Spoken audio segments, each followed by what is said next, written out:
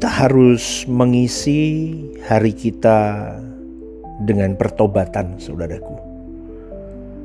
Karena bertobat itu bukan hanya satu kali, melainkan setiap hari kita harus bertobat dengan mendengarkan firman, dan kita mendapatkan pencerahan kebenaran, lalu kita berkata, "Aku masih ada yang gagal Tuhan di hadapan-Mu." Itu pertobatan.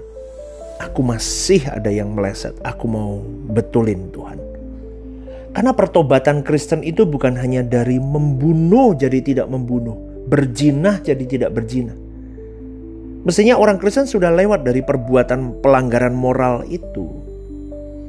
Makanya Yohanes Pembaptis mempersiapkan jalan bagi Tuhan. Artinya apa? Membuat umat Israel pada waktu itu supaya dia bertobat, melakukan hukum sesuai dengan jiwanya, supaya mereka menghasilkan buah-buah pertobatan. Baru setelahnya Tuhan Yesus memberi Injil yang menggarap manusia batiniahnya. Ketika orang-orang Yahudi, pemimpin-pemimpin agama datang mau dibaptis, Yohanes Pembaptis berkata, "Hasilkan buah pertobatanmu." Dan ketika prajurit-prajurit Roma mau dibaptis, dia berkata, "Cukupkan dirimu dengan gajimu, jangan memeras." Jadi boleh saya simpulkan begini deh, saudaraku. Secara moral umum kita harus benar dulu. Ya, kayak 10 perintah Allah itu tuh sudah harus kita penuhi sebetulnya. Itu moral umum. Gitu loh. Baru kita mengikut Tuhan Yesus itu benar, bisa kita asup total Tuhan itu, menghidupkan Kristus itu baru benar. Jadi batiniah kita diubah menjadi seperti Kristus. Tapi step satunya adalah moral kita sudah beres dulu. Secara moral umum udah beres. Itulah sebabnya di dalam Matius 5:17 Tuhan Yesus berkata, "Janganlah kamu menyangka bahwa aku datang untuk meniadakan hukum Taurat atau kitab para nabi. Aku datang bukan untuk meniadakannya, melainkan untuk menggenapinya." Ayat yang ke-20 berkata, "Maka aku berkata kepadamu, jika hidup keagamaanmu tidak lebih benar daripada hidup keagamaan ahli-ahli Taurat dan orang-orang Farisi, sesungguhnya kamu tidak akan masuk ke dalam kerajaan surga." Tuhan membawa orang percaya kepada tingkat yang lebih, more, lebih dari hanya keberagamaan, saudaraku. Makanya pertobatan demi pertobatan itu, metanoia itu, nanti bisa sampai kepada tingkat paranoia. Artinya apa? Penyimpangan pikiran yang positif. Paranoia. Dulu kita itu punya pikiran yang sama dengan dunia. Kemudian kita diubahkan oleh firman melalui pertobatan demi pertobatan, sehingga cara berpikir kita terus diubah sampai kita memiliki cara berpikir anak-anak Allah. Tidak cukup dengan altar call KKR maju ke depan, didoakan, menangis-nangis. Tapi tidak salah itu. Tapi ingat, warna dunia kita sangat kuat menarik kita. Sehingga orang yang sudah bertobat pun belum tentu langsung berubah. Betul nggak, saudaraku? Belum tentu langsung berubah. Ataupun mungkin dia tidak berubah, hanya kesedot dunia lagi. Karena dunia itu jahat sekali. Maka harus ada metanoia setiap hari sampai kita benar paranoia. Pikiran kita menyimpang kepada hal-hal positif. Artinya apa? Pikiran kita menyimpang kepada apa yang Tuhan mau. Apakah ada di antara kita yang pernah menghadapi kenyataan di mana kita sendiri atau orang yang kita kasih sakit pada malam hari, sehingga kita berpikir, apakah sampai matahari terbit saya masih hidup, atau orang yang kukasih ini masih hidup ya Tuhan? Itu kan keadaan yang tragis, saudaraku.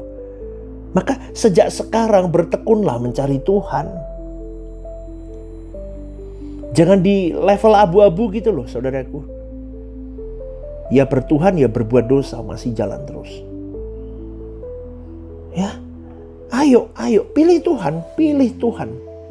Lakukan apa yang menjadi kebiasaan hidup kita yang Tuhan kehendaki saja.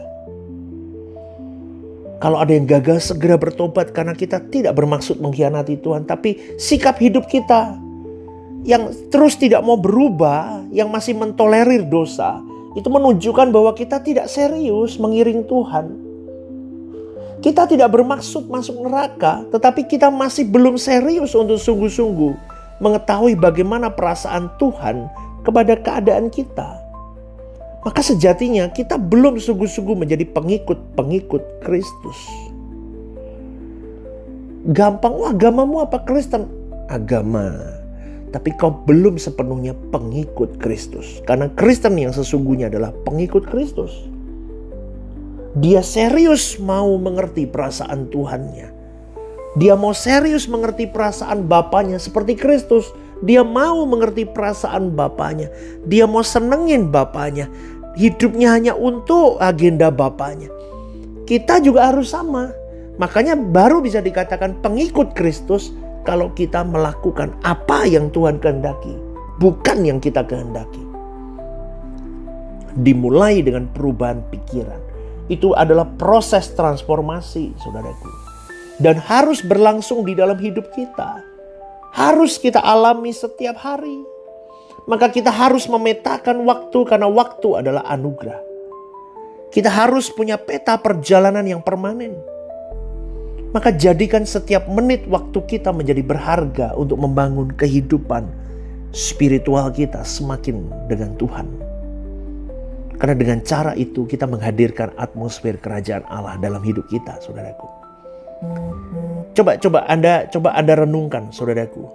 Coba Anda renungkan ketika dokter berkata bahwa hidupmu gak lama, nak. 3 bulan lagi. Wah, kita pasti akan berkata, wah, kita akan kita akan sungguh-sungguh cari Tuhan, betul gak? Karena setiap harinya akan sangat berharga. Hidupmu 3 bulan, hidupmu 4 bulan lagi. Dan ketika kita bangun di pagi hari, kita rasanya terima kasih Tuhan, aku masih bisa hidup hari ini. Aku masih punya kesempatan.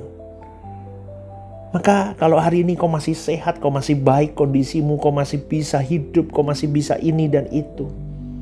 Ayo, kau masih punya kesempatan untuk berjalan bersama dengan Tuhan. Amin. Jangan digiring oleh keadaan. Sebaliknya kita yang mengatur keadaan kita. Kita yang mengatur keadaan dan mempersembahkan keadaan hidup, semua lini hidup kita untuk Tuhan. Kita bawa diri kita kepada suasana pertobatan every time, every minute, every second in our life. Terus menerus. Ketika Tuhan mengajar doa Bapa kami, ada kalimatnya begini, dan janganlah bawa kami ke dalam pencobaan, tetapi lepaskanlah kami daripada yang jahat. Artinya apa?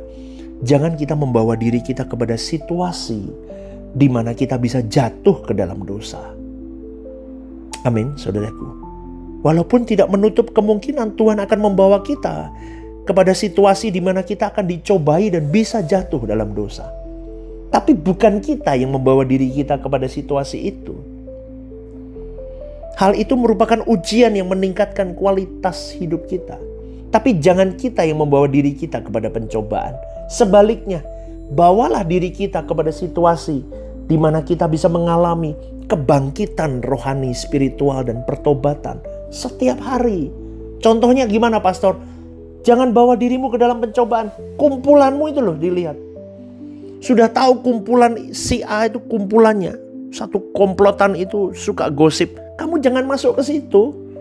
Kalau kau masuk, oh nggak apa-apa, cuman berteman. Kau mencobai dirimu. Kau bisa meleset di hadapan Tuhan. Kau nggak sengaja. Kalau kumpulanmu suka gibah orang, kau akan jadi orang yang gibah selanjutnya. Betul? Oh, di sana orang-orang di situ, wah, suka hidupnya free sex, bebas, kumpul. Jangan masuk ke situ. Kenapa? Kau sedang mencobai dirimu. Amin, saudaraku. Itu yang tadi saya maksud. Maka dari itu, cari komunitas, cari orang-orang dekat, cari situasi di mana kondisi yang bisa membawa dirimu mengalami kebangkitan, kebangunan rohani, spiritual. Dan kau mengalami pertobatan-pertobatan. Kumpullah dengan orang-orang yang spiritualitasnya jauh di atasmu. Supaya engkau terhisap untuk rindu untuk semakin cinta kepada Tuhan. Kalau kau kumpul dengan orang-orang yang cinta uang, kau akan jadi orang yang cinta uang selanjutnya. Hati-hati dengan siapa kau berkumpul, saudaraku. Dengan siapa kau dekat. Maka dari ini, saudaraku, ketika Tuhan membawa kita kepada situasi di mana kita bisa berbuat dosa, tapi kita tidak mau berbuat dosa, itulah seorang pemenang di hadapan Allah. Seperti Yesus yang dibawa oleh Roh ke padang gurun, tapi Tuhan memilih tetap setia kepada Bapanya. Maka pada pagi hari ini sekali lagi, saudaraku, sebelum saya tutup renungan ini, alamilah perubahan pikiran setiap hari. Pertobatan demi pertobatan sampai kita benar-benar mengalami pikiran yang hanya fokus hal-hal positif tentang Tuhan. Paranoia terjadi dalam hidupmu dan hidupku. Selamat pagi, Tuhan memberkati.